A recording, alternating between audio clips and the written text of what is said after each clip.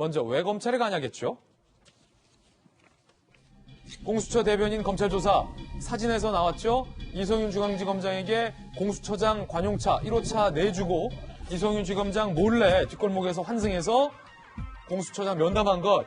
자, 이거 논란이 일파만파 커지고 있는데 그 가운데 초기에 관용차 제공 논란이 일자 공수처가 보도 자료를 냅니다. 이거 정익진 변호사님 공문서죠? 네네, 당연히. 네. 자, 이 공문서라는 거예요.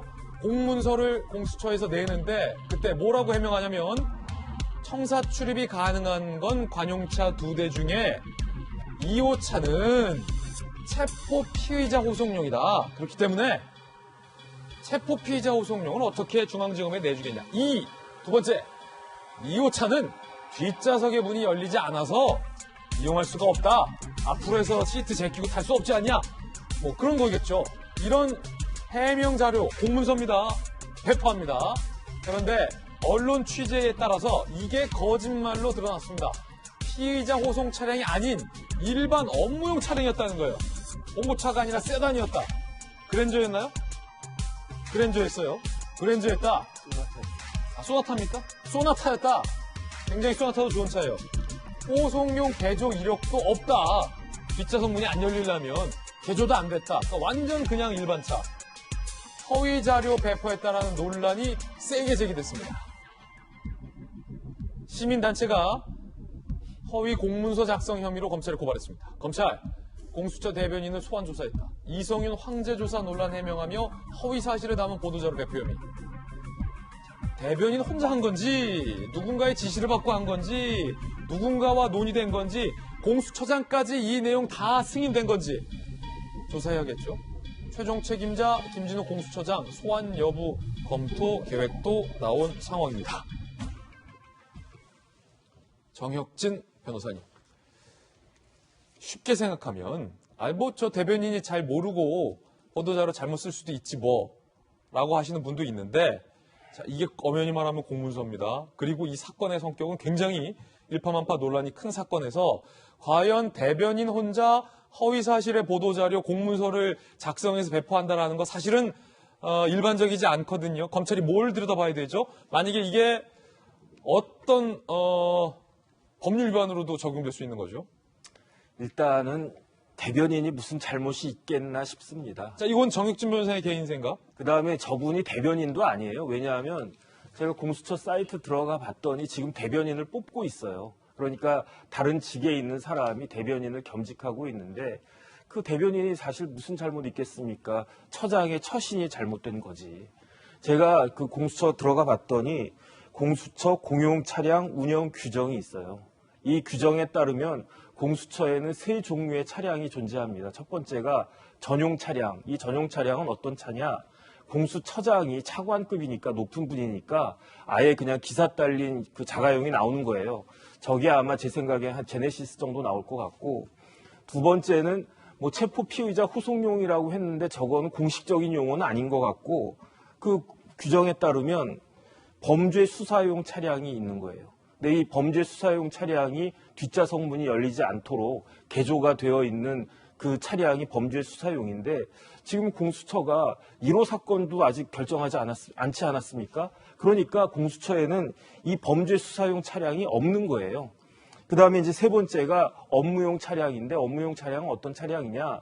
전용도 아니고 범죄 수사용도 아닌 나머지 차량. 이게 이제 소나타인데 지금 보니까 지금 공수처에는 차가 2대가 있는 거죠. 처장 전용, 그 다음에 이제 소나타. 그래서 만약에 굳이 이성윤 검사장을 이렇게 모셔오려고 했으면 그러면은 소나타로 이렇게 모셔와도 되는데 그걸 굳이 공수처장이 자기만이 쓸 수 있는 전용 아니겠습니까? 그걸 갖다가 썼는데 그게 문제가 되고 사실은 되게 부적절하다라고 보여지는데 그거를 또 아닌 것처럼 이렇게 호도해가지고 보도자료를 낸 것은 굳이 법적으로 따진다라고 하면 이게 허위 공문서 작성죄가 될 터인데 이게 고발이 들어갔으니까 검찰에서 지금 들여다보고는 있겠지만 제가 검사라면 그냥 기소유예 정도로 끝내지 않을까 싶습니다. 예, 왜냐하면 이제 사건의 본질은 왜 허위 보도자료를 썼냐가 아니라 어떻게 이런 일이 벌어졌느냐. 왜 공수처장 차까지 내주면서 사실과 다른 보도자료로 해명하기 급급했던 일을 공수처가 벌였느냐라는 것이 본질이다라는 지적일 텐데 그래도 궁금하고 따질 건 따져봐야겠죠. 기자라면 이재명 기자. 대변인이 보도자료를 씀에 있어서 정말로 세간의 관심을 끌고 있는 이 보도자료 많은 기자들뿐만 아니라 국민들이 공수처가 어떻게 해명하는지 한번 보자. 왜 1호차를 저렇게 은밀하게 내줬을까에 대해서 공수처 해명 들어보자. 주시하고 있는데 전혀 사실과 다른 말. 2호차가 체포 오선이고 뒷문 안 열린다. 사실과 다른 말을 대변인 혼자서 이렇게 쓸 수 있습니까? 글쎄요, 검찰 조사에서 밝혀질 문제이기 때문에 제가 여기서 있다 없다로 단정적으로 말할 수는 없지만 사실 쉽지는 않겠죠. 보도자료라는 건 기본적으로 기관장의 승인하에 나간다고 봐야겠죠. 근데 어느 정도로 김준호 공수처장이 개입했다 안 개입했다는 알 수 없는 거지만 어쨌든 보도자료라는 건 그 기관을 공식적으로 대표해서 나가는 자료다 이렇게 봐야 될 테고 실제 국가기관의 대변인이 보도자료를 잘못 냈다고 해서 기소돼서 처벌받은 사례가 있습니다. 그게 이제 2012년 대선 때 국가정보원이 댓글을 통해서 선거에 개입했다 이런 의혹이 있을 때 국가정보원 대변인이 이런 자료를 냅니다. 당시에 국가정보원의 댓글은 정상적인 대북 사이버 활동이다. 국정원은 정책 중립을 위반하지 않았다. 그러니까 정책 중립을 잘 지키고 있다. 이런 자료를 냅니다. 사실 어떻게 보면 이 자료는 굉장히 국가정보원이 그 이후에 재판 과정에서 방어권 차원에서 했던 얘기겠죠. 그러니까 적극적으로 거짓말했다라고 참 보기도 어려울 수도 있습니다.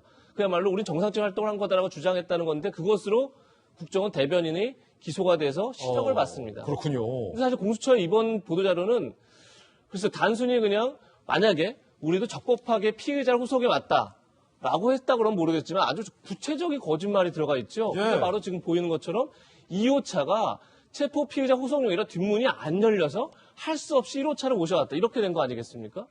굉장히 이것이 사실이 아닌 줄 알면서 이렇게까지 했다 그러면 굉장히 적극적인 거짓말인 거죠. 적극적인 거짓말. 그런 점에서 제가 볼 때 오히려 국정원이 2012년, 그러니까 13년도에 냈던 자료하고는 또 차원이 다를 수 있지 않을까. 그런 점에서 검찰이 지금 이것을 문제 삼는다 이렇게 봐야 될 것 같습니다. 김용주 의원님께서 서울시 정무 부시장을 하셨잖아요.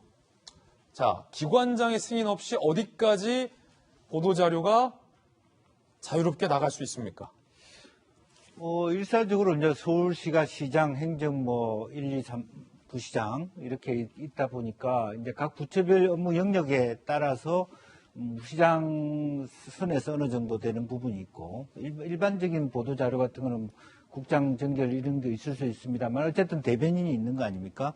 대변인이 분명히 그 대변인이 어떤 논평을 하거나 보도 자료를 낼 때는 그와 연관된 상위급 시장이면 시장, 부시장과 보고를 할 수는 있게 돼 있겠죠. 협의와 보고를 거친다, 통상. 네. 협의까지는 아니더라도 일단 언제든지 이런 사항이 나가니까를 알려줄 필요가 있고. 왜냐면 대변인이니까. 네네네. 이제 그런 부분에 대해서 저한 사항 정도면은 상당히 그 당시에 그 고위공직자 수사처가 다른 업무를 많이 했다고 볼 수 없고 저게 굉장히 중요한 쟁점이기 때문에 아마 공수처장과 당연히 상의하지 않았을까 저는 그렇게 보여집니다. 자, 김용주 의원님의 개인 견해였고요. 야당이 이때 당시 처음으로 문제 제기했을 당시의 김진욱 공수처장과의 대화 다시 한번 들어보시죠. 이 사건의 주요 핵심 피의자 이성윤 공수처에 사건 이첩받았을 때 직후에 이성윤 만난 사실 있죠? 네, 면담 겸 기초조사를 했습니다. 저희가 진술거부권을 고지를 하고 시작 시간과 종료 시간 해서 본인 서명도 받고 다 고려하고 계시나요? 왜 제공하신 걸까요? 이성윤 지금 설명 자료를 냈다니까요. 네, 우리 관용차가 지금 그거밖에 없어요. 이성윤 검사장의 요청은 아니면은 설명 자료를 읽어보세요. 자, 김병민 비대위원님 어떻게 보십니까, 이 문제? 저 때가 이제 공수처에 대한 총체적 난국이 시작되는 분기점이었죠. 관련돼서 이진우 공수처장이 제대로 설명하거나 해명하지 못하게 됐고 지금 지켜보는 보도자료를 보게 되면 명백한 허위 사실들이 드러납니다. 그리고 그 이후에 언론사의 여러 취재를 통해서 이성윤 중앙지검장이 타고 갔던 차, 갈아탔던 차가 있는데 갈아탔던 차조차 본인의 차가 아니었던 일들이 드러나게 되죠.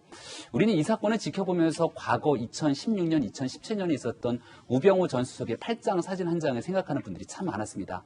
그때도 아주 먼 발치에서 언론을 통해 찍었던 검찰 청산에 출입했던 우병우 전 수석의 팔짱 사진과 그 앞 앞에 뭔가 다소곳이 서 있는 검찰 수사관의 모습들, 이걸 지켜보면서 검찰개혁이 필요하다 목소리를 높였던 많은 시민들, 그리고 그 당시 야당의 목소리가 기억날 겁니다.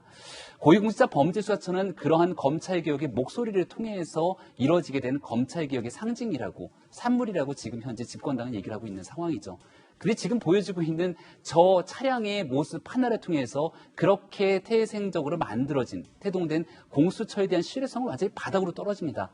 이 사건에 대해서 지금 명확하게 공수처가 문제를 딛고 일어서지 못하게 되고 있기 때문에 고위공직자들에서 벌어지고 있는 많은 문제들에 대해서 한 걸음도 더 앞으로 수사가 진행되지 못하고 있는 상황인 것 같은데, 이쯤 되면 이진우 공수처장이 지나간 일들에 대한 모든 문제, 나에게 다 책임이 있다 얘기를 하고 스스로 거취를 결단하는 일이 지금 있게 되는 검찰개혁 그 이후로 나아가게 되는 향후에 굉장히 중요한 분기점에 서 있지 않는가. 이거 정리하지 못하게 되면 꼬리에 꼬리를 물게 되는 공수처의 여러 가지 난국도로 결국은 개혁은 물거품이 될 수밖에 없을 것 같습니다. 네, 지금 야당의 김병현 비대위원은 김진우 공수처장에게 스스로 거취를 결정하라라는 또 의견까지 주신